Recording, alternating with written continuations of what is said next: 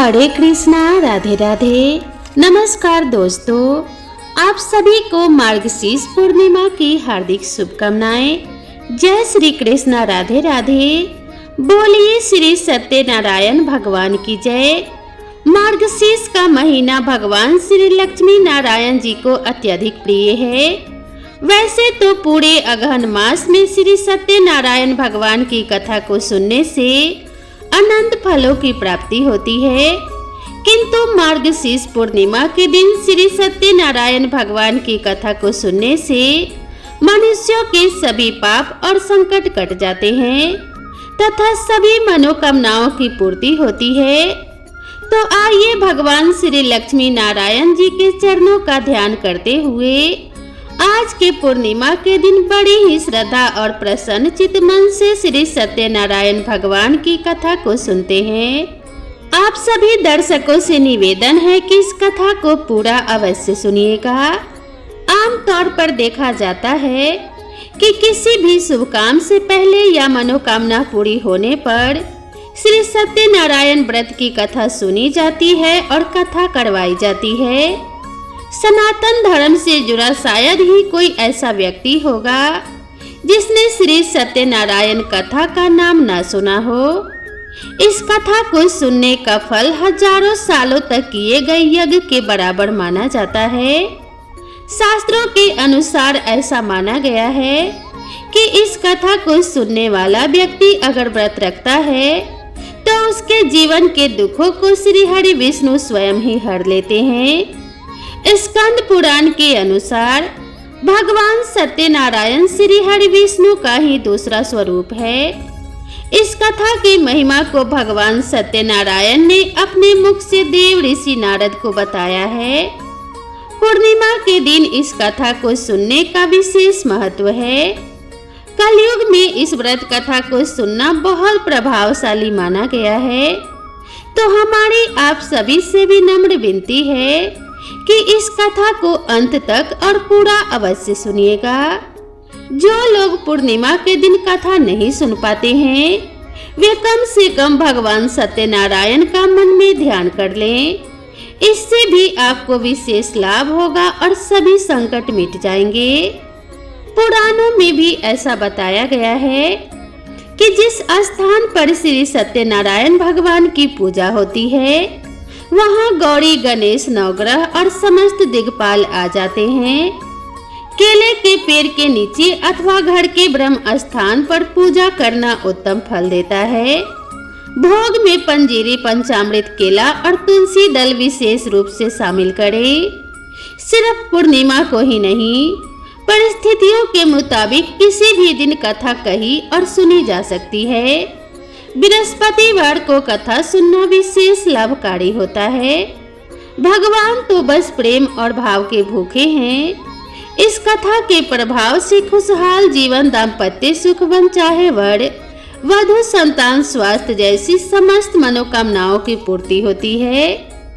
भगवान श्री लक्ष्मी नारायण जी के चरणों का ध्यान करते हुए आइए आज की कथा का रसपान करते हैं।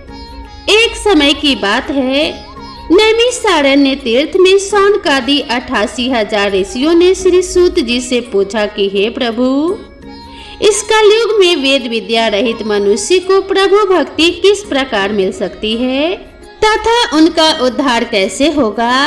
हे मुनि श्रेष्ठ, कोई ऐसा तप बताइए जिससे थोड़े समय में ही पूर्ण फल मिले और मनोवांछित फल भी मिल जाए। इस प्रकार की कथा सुनने की हम इच्छा रखते हैं। सर्व शास्त्रों के ज्ञाता श्री सूत जी बोले कि हे वैष्णवों में पूज्य, आप सभी ने समस्त प्राणियों के हित की बात पूछी है, इसीलिए मैं एक ऐसे श्रेष्ठ व्रत को आप सभी को बताऊंगा जिसे नारद जी ने लक्ष्मी नारायण जी से पूछा था और स्वयं लक्ष्मीपति ने मुनि श्रेष्ठ नारद जी से इस कथा को कहा था। तो आप सभी इसे ध्यान से सुनिए। एक समय की बात है, योगी राज नारद जी ने दूसरों के हित की इच्छा के लिए अनेकों लोकों में घूमते हुए मृत्यु लोक में आ पहुँचे। यहाँ उन्होंने अनेक योनियों में जन्मे प्रायः सभी मनुष्यों को अपने कर्मों द्वारा अनेकों दुखों से पीड़ित देखा। उनका दुख देख नारद जी सोचने लगे कि ऐसा कौन सा यत्न किया जाए जिसके करने से निश्चित रूप से मानव के दुखों का अंत हो जाए। इसी प्रकार मनन करते हुए वह विष्णु लोक में आ गए। वहां वह देवों के इस नारायण की स्तुति करने लगे, जिनके हाथों में शंख चक्र गदा और पद्म थे और गले में वरमाला पहने हुए थे। स्तुति करते हुए नारद जी बोले कि हे भगवान, आप अत्यंत शक्ति से संपन्न हैं। मन तथा वाणी भी आपको नहीं पा सकती। आपका आदि मध्य तथा अंत नहीं है। निर्गुण स्वरूप सृष्टि के कारण भक्तों के दुख को दूर करने वाले हैं। आपको मेरा नमस्कार है। नारद जी की स्तुति सुनकर भगवान श्री विष्णु बोले कि हे मुनि श्रेष्ठ, आपके मन में क्या बात है? आप किस काम के लिए पधारे हैं? उसे निसंकोच होकर कहिए। इस पर नारद मुनि बोले कि मृत्यु लोक में अनेक योनियों में जन्मे मनुष्य अपने कर्मों के द्वारा अनेक दुखों से दुखी हो रहे हैं। हे नाथ, आप मुझ पर दया रखते हैं तो बताइए कि वह मनुष्य थोड़े प्रयास से ही अपने दुखों से कैसे छुटकारा पा सकते हैं। तब भगवान श्री हरि बोले कि हे नारद, मनुष्यों की भलाई के लिए तुमने बहुत अच्छी बात पूछी है। जिसके करने से मनुष्य मोह से छूट जाता है, वह बात मैं तुमसे कहता हूँ, उसे ध्यान पूर्वक सुनो। स्वर्ग लोक में व मृत्यु लोक दोनों में एक दुर्लभ उत्तम व्रत है जो महान पुण्य देने वाला है। आज प्रेम वश होकर उसे मैं तुमसे कहता हूँ। श्री सत्यनारायण भगवान का यह व्रत अच्छी तरह विधान पूर्वक करके मनुष्य तुरंत ही यहाँ सुख भोग करके अंत में मोक्ष पाता है। श्री हरि के वचन सुनकर नारद जी बोले कि हे प्रभु, उस व्रत का फल क्या है और उसका विधान क्या है? यह व्रत किसने किया था और इस व्रत को किस दिन और किस प्रकार करना चाहिए, सभी कुछ विस्तार पूर्वक बताइए। नारद जी की बात सुनकर श्री हरि बोले, दुख और शोक को दूर करने वाला, यह सभी स्थानों पर विजय दिलाने वाला व्रत है। मानव को भक्ति और श्रद्धा के साथ शाम को श्री सत्यनारायण भगवान की पूजा धर्म परायण होकर ब्राह्मणों व बंधुओं के साथ करनी चाहिए। भक्ति भाव से ही नैवेद्य, केले का फल, घी, दूध और गेहूं का आटा सवाया लें। गेहूं के स्थान पर अपसाठी का आटा, शक्कर तथा गुड़ लेकर और सभी भक्षण योग्य पदार्थों को मिलाकर भगवान को भोग लगाएं। ब्राह्मणों सहित बंधु बांधवों को भी भोजन कराएं।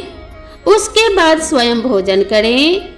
भजन कीर्तन के साथ भगवान की भक्ति में लीन हो जाएं। इस तरह से सत्यनारायण भगवान का यह व्रत करने पर मनुष्य की सारी इच्छाएं निश्चित रूप से पूरी होती हैं। इस कली काल अर्थात कलयुग में मृत्यु लोक में मोक्ष का यही एक सरल उपाय बताया गया है। इस प्रकार से श्री सत्यनारायण व्रत कथा का प्रथम अध्याय संपूर्ण हुआ। आप लोग बड़ी श्रद्धा और प्रेम से बोलिए श्री सत्यनारायण भगवान की जय। श्रोताओं, अब दूसरा अध्याय सुनिए। सूत जी बोले, हे ऋषियों, जिसने सबसे पहले इस व्रत को किया था मैं उसका इतिहास कहता हूँ, इसे ध्यान से सुनो। सुंदर काशीपुरी नगरी में एक अत्यंत निर्धन ब्राह्मण रहता था। भूख प्यास से परेशान वह धरती पर घूमता रहता था। ब्राह्मणों से प्रेम करने वाले भगवान ने एक दिन ब्राह्मण का वेश धारण कर उसके पास जाकर पूछा कि हे विप्र, नित्य दुखी होकर तुम पृथ्वी पर क्यों घूमते हो?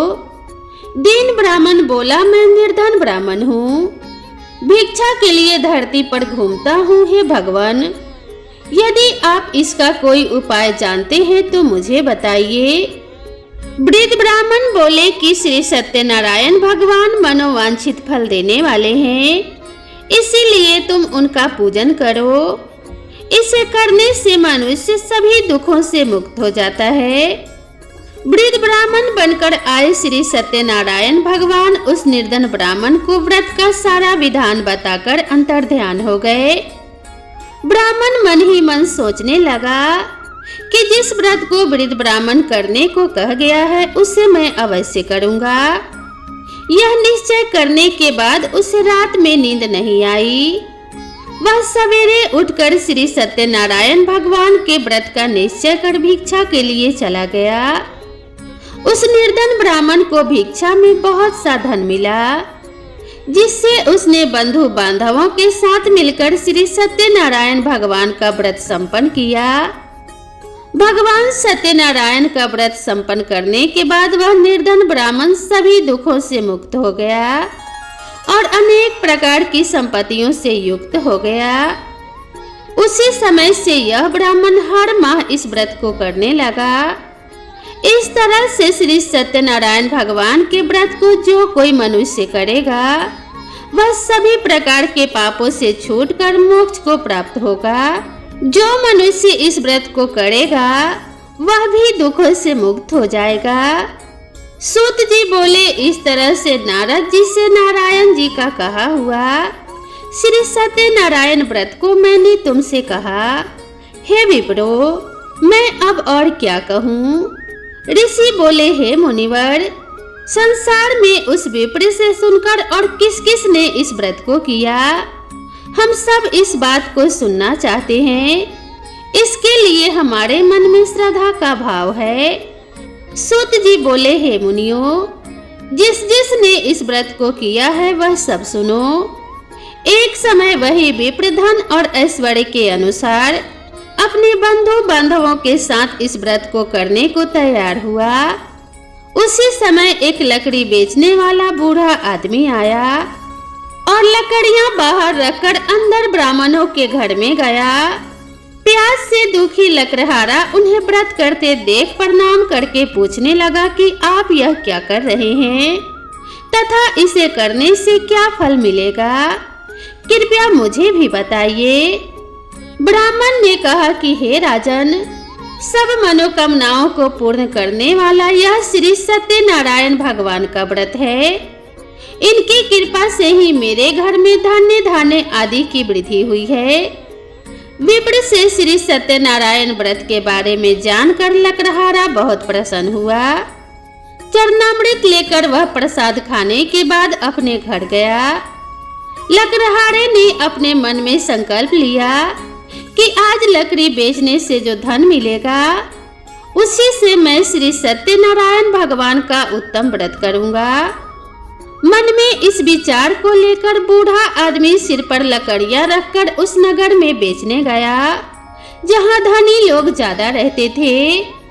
उस नगर में उसे अपने लकड़ियों का दाम पहले से 4 गुना अधिक मिला। बूढ़ा प्रसन्नता के साथ दाम लेकर केले, शक्कर, घी, दूध, दही और गेहूं का आटा लिया और श्री सत्यनारायण भगवान के व्रत की अन्य सामग्रियां लेकर अपने घर गया। वहां उसने अपने बंधु बांधवों को बुलाकर विधि विधान से श्री सत्यनारायण भगवान का पूजन और व्रत किया। इस व्रत के प्रभाव से वह बूढ़ा लकड़हारा धन, पुत्र आदि से युक्त होकर संसार के समस्त सुख भोग कर अंत में वैकुंठ धाम को चला गया। इसी प्रकार श्री सत्यनारायण व्रत कथा का दूसरा अध्याय संपूर्ण हुआ। आप लोग बड़े श्रद्धा और प्रेम से बोलिए श्री सत्यनारायण भगवान की जय। प्रिय श्रोताओं, अब श्री सत्यनारायण भगवान कथा का तीसरा अध्याय सुनिए। श्री सूत जी बोले कि हे श्रेष्ठ मुनियों, अब आगे की कथा कहता हूँ, उसे ध्यान पूर्वक सुनिए। प्राचीन काल में उल्कामुख नाम का एक बुद्धिमान राजा था। वह सत्यवक्ता और जितेंद्रिय था। प्रतिदिन देव स्थानों पर जाता और निर्धनों को धन देकर उनके कष्ट दूर किया करता था। उसकी पत्नी कमल के समान मुख वाली तथा सती साध्वी थी। भद्रसलाला नदी के तट पर उन दोनों ने श्री सत्यनारायण भगवान का व्रत किया। उसी समय साधु नाम का एक वैश्य आया। उसके पास व्यापार करने के लिए बहुत सा धन भी था। राजा को व्रत करते देखकर वह विनय के साथ पूछने लगा कि हे राजन, भक्ति भाव से पूर्ण होकर आप यह क्या कर रहे हैं? मैं सुनने की इच्छा रखता हूँ, इसलिए आप मुझे बताने का कष्ट करें। राजा बोला, हे साधु, अपने बंधु बांधवों के साथ पुत्र आदि की प्राप्ति के लिए एक महाशक्तिशाली श्री सत्यनारायण भगवान का व्रत और पूजन कर रहा हूँ। राजा के वचन सुन साधु आदर से बोला, हे राजन, मुझसे इस व्रत का सारा विधान कहिए। आपके कथन अनुसार मैं भी इस व्रत को करूँगा। मेरी भी संतान नहीं है और इस व्रत को करने से निश्चित रूप से मुझे संतान की प्राप्ति होगी। राजा से व्रत का सारा विधान सुनकर व्यापार से निवृत्त होकर वह अपने घर गया। साधु वैश्य ने अपनी पत्नी को संतान देने वाले इस व्रत का वर्णन कर सुनाया और कहा, जब मेरी संतान होगी तब मैं भी इस व्रत को अवश्य करूँगा। साधु ने इस तरह के वचन अपनी पत्नी लीलावती से कहे। एक दिन लीलावती पति के साथ आनंदित हो सांसारिक धर्म में प्रवृत्त होकर श्री सत्यनारायण भगवान की कृपा से गर्भवती हो गई। 10वें महीने में उसके गर्भ से एक सुंदर कन्या ने जन्म लिया। दिनों दिन वह ऐसे बढ़ने लगी जैसे शुक्ल पक्ष का चंद्रमा बढ़ता है। माता पिता ने अपने कन्या का नाम कलावती रखा। एक दिन लीलावती ने मीठे शब्दों में अपने पति को याद दिलाया कि आपने श्री सत्यनारायण भगवान के जिस व्रत को करने का संकल्प किया था उसे करने का समय आ गया है। साधु बोला, हे प्रिय, इस व्रत को मैं उसके विवाह पर करूँगा। इस प्रकार अपने पत्नी को आश्वासन देकर वह नगर को चला गया। कुछ वर्षों के तत्पश्चात कलावती शादी के योग्य हो गई। साधु ने एक बार नगर में अपनी कन्या को सखियों के साथ देखा तो तुरंत ही पुरोहित को बुलाया और कहा कि मेरी कन्या के लिए योग्य वर देख कर आओ। साधु की बात सुनकर पुरोहित कंचन नगर में पहुंचा और वहां देखभाल कर लड़की के सुयोग्य वर ढूंढा। साधु ने बंधु बांधवों को बुलाकर अपनी पुत्री का विवाह कर दिया, लेकिन दुर्भाग्य की बात यह थी कि साधु ने अभी भी श्री सत्यनारायण भगवान का व्रत नहीं किया। इस पर श्री सत्यनारायण भगवान क्रोधित हो गए और श्राप दिया कि साधु को अत्यधिक दुख मिले। अपने काड़े में कुशल साधु बनिया जमाई को लेकर समुद्र के पास स्थित रत्नापुर नगर में गया। वहां जाकर ससुर दामाद दोनों मिलकर चंद्रकेतु नामक राजा के नगर में व्यापार करने लगे। एक दिन भगवान श्री सत्यनारायण की माया से एक चोर राजा का धन चुराकर भाग रहा था। उसने राजा के सिपाहियों को अपना पीछा करते देख चुराया हुआ धन वहां रख दिया जहां साधु अपने जमाई के साथ ठहरा हुआ था। राजा के सिपाहियों ने साधु वैश्य के पास राजा का धन पड़ा देखा तो ससुर जमाई दोनों को बांधकर प्रसन्नता से राजा के पास ले गया और कहा, महाराज, हम दोनों चोरों को पकड़ लाए हैं, आप आगे की कार्रवाई की आज्ञा दें। राजा की आज्ञा से उन दोनों को कारावास में डाल दिया गया और उनका सारा धन भी उनसे छीन लिया गया। श्री सत्यनारायण भगवान के श्राप से साधु की पत्नी भी बहुत दुखी हुई। घर में जो भी धन रखा था उसे भी चोर चुरा ले गए। शारीरिक तथा मानसिक पीड़ा व भूख प्यास से अति दुखी होकर कलावती एक ब्राह्मण के घर गई। वहां उसने श्री सत्यनारायण भगवान का व्रत होते देखा और कथा भी सुनी। वह प्रसाद ग्रहण कर रात को घर वापस आई। माता ने कलावती से पूछा कि हे पुत्री, अब तक तुम कहाँ थी और तेरे मन में क्या है? कलावती ने अपने माता से कहा कि हे माता, मैंने एक ब्राह्मण के घर में श्री सत्यनारायण भगवान का व्रत अनुष्ठान होते देखा है। कन्या के वचन सुनकर लीलावती भगवान के पूजन की तैयारी करने लगी। लीलावती ने परिवार व बंधुओं सहित श्री सत्यनारायण भगवान का पूजन किया और उनसे वर मांगा कि हे प्रभु, मेरे पति तथा जमाई शीघ्र घर आ जाएं।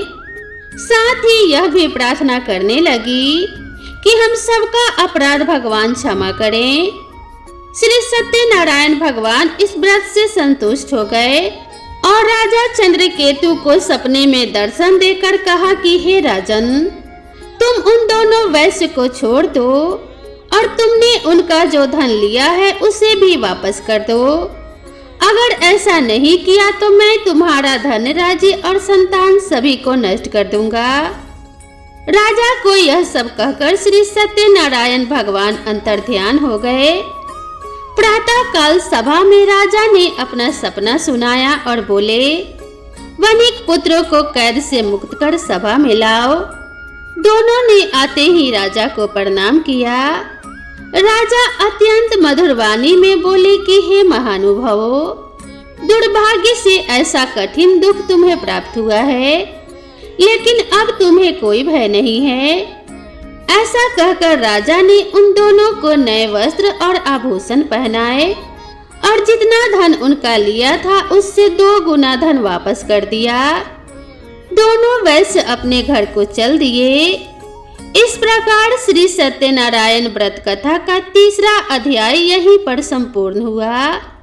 बड़े प्रेम और श्रद्धा से बोलिए श्री सत्यनारायण भगवान की जय। अब आइए श्री सत्यनारायण भगवान की कथा का 4था अध्याय सुनते हैं। सूत जी बोले, वैश्य ने मंगल चार कर अपनी यात्रा आरंभ की और अपने नगर की ओर चल दिए। उनके थोड़ी दूर आगे जाने के बाद एक दंडी वेशधारी श्री सत्यनारायण भगवान ने उनसे पूछा कि हे साधु, तेरी नाव में क्या है? व्यापारी हंसता हुआ बोला कि हे दंडी, आप क्यों पूछते हो? क्या धन लेने की इच्छा है? मेरी नाव में तो बेल और पत्ते भरे हुए हैं। वैश्य के कठोर वचन सुनकर दंडी बने श्री सत्यनारायण भगवान बोले, तुम्हारे वचन सत्य हो। दंडी ऐसा वचन कहकर वहां से दूर चले गए और कुछ दूर जाकर समुद्र के किनारे बैठ गए। दंडी के जाने के बाद साधु वैश्य ने नित्य क्रिया के पश्चात नाव को ऊंची उठती देखकर आश्चर्यचकित हो गया और नाव में बेल पत्ते आदि देखकर वह मूर्छित होकर वहीं पर गिर पड़ा। मूर्छा खुलने पर वह अत्यंत शोक में डूब गया। तब उसका दामाद बोला, पिताजी, आप शोक न मनाएं, यह दंडी का श्राप है, इसीलिए हमें उनकी शरण में जाना चाहिए, तभी हमारी मनोकामना पूरी होगी। दामाद की बात सुनकर वह दंडी के पास पहुंचा और अत्यंत विनम्रता एवं भक्ति भाव से प्रणाम करके बोला कि हे महाराज, मैंने आपसे जो असत्य वचन कहे थे उनके लिए मुझे क्षमा कर दीजिए। ऐसा सुनकर महान शोकातुर होकर दंडी भगवान बोले कि हे वणिक पुत्र, मेरी आज्ञा से बार बार तुम्हें दुख प्राप्त हुआ है, क्योंकि तुम मेरी पूजा से विमुख हुए। साधु बोला, हे प्रभु, आपकी माया से ब्रह्मा आदि देवता भी आपके रूप को नहीं जानते। प्रभु, मैं तो अज्ञानी हूँ, कैसे जान सकता हूँ? आप प्रसन्न होइए प्रभु, अब मैं अपनी सामर्थ्य के अनुसार आपकी पूजा करूँगा। हे प्रभु, मेरी रक्षा कीजिए और पहले के समान नौका में धन भर दीजिए। साधु वैश्य के भक्ति पूर्ण वचन सुनकर भगवान प्रसन्न हो गए और उसकी इच्छा के अनुसार वरदान देकर अंतर्ध्यान हो गए। ससुर जमाई जब लौटे तो नाव धन से भरी हुई थी। फिर वहीं अपने अन्य साथियों के साथ श्री सत्यनारायण भगवान का पूजन कर अपने नगर को चल दिए। जब नगर के नजदीक पहुंचे तो दूत को घर पर खबर करने के लिए भेज दिया। दूत साधु की पत्नी को प्रणाम करके कहता है कि हे माता, स्वामी अपने दामाद सहित नगर के निकट आ गए हैं। दूत की बात सुन साधु की पत्नी लीलावती ने बड़े हर्ष के साथ श्री सत्यनारायण भगवान का पूजन कर अपनी पुत्री कलावती से कहा कि हे पुत्री, मैं अपने पति के दर्शन को जा रही हूँ, तो कार्य पूर्ण कर शीघ्र आ जाना। माता के ऐसे वचन सुनकर कलावती जल्दी से प्रसाद छोड़कर अपने पति के पास चली गई। प्रसाद की अवज्ञा के कारण श्री सत्यनारायण भगवान रुष्ट हो गए और नाव सहित उसके पति को पानी में डुबो दिया। कलावती अपने पति को वहां नहीं पाकर रोती हुई जमीन पर गिर गई। नाव को डूबा हुआ देख और कन्या को रोता हुआ देखकर साधु दुखी होता हुआ बोला कि हे प्रभु, मुझसे तथा मेरे परिवार से जो भी भूल हुई है उसे क्षमा करें। साधु के दीन वचन सुनकर श्री सत्यनारायण भगवान प्रसन्न हो गए और तभी आकाशवाणी हुई कि हे साधु, तेरी कन्या मेरे प्रसाद को छोड़कर आई है, इसीलिए उसका पति अदृश्य हो गया है। यदि वह घर जाकर प्रसाद खाकर लौटेगी तो उसे उसका पति अवश्य मिलेगा। ऐसी आकाशवाणी सुनकर कलावती घर पहुंचकर प्रसाद ग्रहण करती है और फिर आकर अपने पति के दर्शन करती है। इसके बाद साधु अपने बंधु बांधव सहित श्री सत्यनारायण भगवान का विधि विधान से पूजन करता है। इस लोक का सुख भोगने के बाद अंत में स्वर्ग को जाता है। इस प्रकार से श्री सत्यनारायण भगवान व्रत कथा का चतुर्थ अध्याय संपूर्ण हुआ। बड़े ही श्रद्धा और प्रेम से बोलिए श्री सत्यनारायण भगवान की जय। अब आइए श्री सत्यनारायण भगवान की कथा का 5वां अध्याय सुनते हैं। सूत जी बोले कि हे ऋषियों, मैं और भी एक कथा सुनाता हूँ, उसे भी ध्यान पूर्वक सुनो। प्रजा पालन में लीन तुंगध्वज नाम का एक राजा था। उसने भी भगवान के प्रसाद का त्याग कर बहुत दुख सहन किया। एक बार वन में जाकर वन्य पशुओं को मारकर वह वट के वृक्ष के नीचे आया। वहां उसने ग्वालों को भक्ति भाव से अपने बंधुओं सहित श्री सत्यनारायण भगवान का पूजन करते देखा। अभिमानवश राजा ने उन्हें देखकर भी पूजा स्थल पर नहीं गया और न ही उसने भगवान को नमस्कार किया। ग्वालों ने राजा को प्रसाद दिया, लेकिन उसने वह प्रसाद नहीं खाया और प्रसाद को वहीं पर छोड़कर अपने नगर को चला गया। जब वह नगर में पहुंचा तो वहां सब कुछ तहस नहस हो चुका था। वह राजा शीघ्र ही समझ गया कि यह सब भगवान ने ही किया है। वह दोबारा ग्वालों के पास पहुंचा और विधि पूर्वक पूजा करके प्रसाद खाया तो श्री सत्यनारायण भगवान की कृपा से सब कुछ पहले जैसे हो गया। दीर्घ काल तक सुख भोगने के बाद मरनों उपरांत उसे स्वर्ग लोक की प्राप्ति हुई। जो मनुष्य परम दुर्लभ इस व्रत को करेगा अथवा सुनेगा, भगवान श्री सत्यनारायण की अनुकंपा से उसे धन्य धान्य की प्राप्ति होगी। सत्यनारायण भगवान की कृपा से निर्धन धनी हो जाता है और दुर्बल बलवान हो जाता है। संतानहीन मनुष्य को संतान सुख मिलता है और सारे मनोरथ पूर्ण होने पर मानव अंतकाल में वैकुंठ धाम को जाता है। सूत जी बोले, जिन्होंने पहले इस व्रत को किया, अब उनके दूसरे जन्म की कथा भी सुनिए। सतानंद नामक ब्राह्मण ने सुदामा के रूप में जन्म लेकर भगवान श्री कृष्ण की भक्ति पर मोक्ष प्राप्त किया। उल्का मुख नाम के महाराज राजा दशरथ बने और श्री रंगनाथ का पूजन कर वैकुंठ को प्राप्त हुए। साधु नाम के वैश्य ने धर्मात्मा व सतप्रियज्ञ राजा मोरध्वज बनकर अपने पुत्र को आड़े से चीरकर मोक्ष को प्राप्त किया। महाराज तुंगध्वज स्वयंभू मनु हुए और उन्होंने बहुत से लोगों को भगवान की भक्ति में लीन कर मोक्ष प्राप्त किया। लकड़हारा भील अगले जन्म में निषाद राज हुआ, जिसने भगवान श्री राम के चरणों की सेवा कर मोक्ष को प्राप्त किया। इस प्रकार श्री सत्यनारायण व्रत कथा का 5वां अध्याय संपूर्ण हुआ। बड़े ही श्रद्धा और प्रेम से बोलिए श्री सत्यनारायण भगवान की जय। अब आइए श्री सत्यनारायण भगवान की आरती सुनते हैं। जय श्री लक्ष्मी रमना स्वामी, जय लक्ष्मी रमना। सत्यनारायण स्वामी, सत्यनारायण स्वामी, जनपातक हरना। ओम जय लक्ष्मी रमना। रत्न जड़ित सिंहासन, अद्भुत छवि राजे स्वामी, अद्भुत छवि राजे। नाद करत निरंतर, नाद करत निरंतर, घंटा ध्वनि बाजे। ओम जय लक्ष्मी रमना।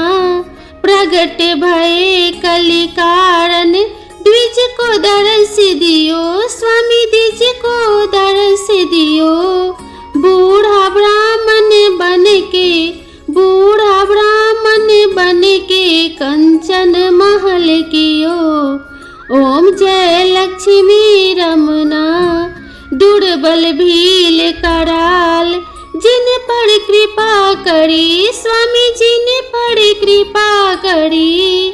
चंद्रचूड़ ने एक राजा, चंद्रचूड़ ने एक राजा, तिनकी विपत हरी। ओम जय लक्ष्मी रमना।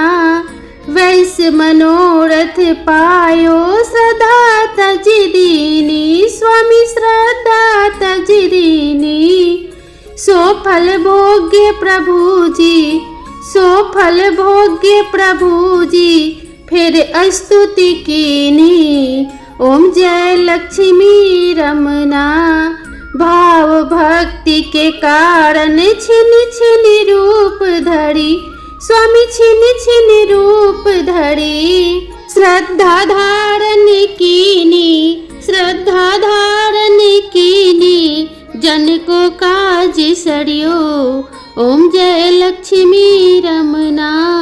ग्वाल बाल संग राजा, बन में भक्ति करी स्वामी, बन में भक्ति करी। मन वांछित फल दीना, मन वांछित फल दीना, दीन दयाल हरि। ओम जय लक्ष्मी रमना। चरत प्रसाद सवाया, कदली फल मेवा स्वामी, कदली फल मेवा। धूप दीप तुलसी से, धूप दीप तुलसी से, राजी सत्य देवा। ओम जय लक्ष्मी रमना। श्री सत्यनारायण जी की आरती जो कोई नर गावे स्वामी, जो कोई नर गावे। कहत शिवानंद स्वामी, कहत शिवानंद स्वामी, मन वांछित फल पावे। ओम जय लक्ष्मी रमना। बोलिए श्री सत्यनारायण भगवान की जय। श्रोताओं, पूरी सत्यनारायण व्रत कथा का निहितार्थ यह है कि लौकिक एवं परलौकिक हितों की साधना के लिए मनुष्य को सत्य आचरण का व्रत लेना चाहिए। सत्य ही भगवान है, सत्य ही विष्णु है। लोक में सारी बुराइयों, सारे कलेश, सारे संघर्षों का मूल कारण है सत्य आचरण का अभाव। श्री सत्यनारायण व्रत कथा पुस्तिका में इस संबंध में एक श्लोक है, जिसका अर्थ है कि सत्यनारायण व्रत का अनुष्ठान करके मनुष्य सभी दुखों से मुक्त हो जाता है। कली काल में सत्य की पूजा विशेष रूप से फलदायी है। सत्य के अनेक नाम हैं, यथा सत्यनारायण, सत्यदेव सनातन, सत्य रूपी भगवान विष्णु कलयुग में अनेक रूप धारण करके लोगों को मनोवांछित फल प्रदान करेंगे। इस प्रकार से श्री सत्यनारायण व्रत कथा संपूर्ण हुई। तो प्रेम से बोलिए जय श्री सत्यनारायण भगवान। श्री सत्यनारायण भगवान की कृपा से आप सभी के घर में धन्य धान्य की वृद्धि होती रहे और सभी प्रकार के कष्टों एवं कलेशों से मुक्ति मिले।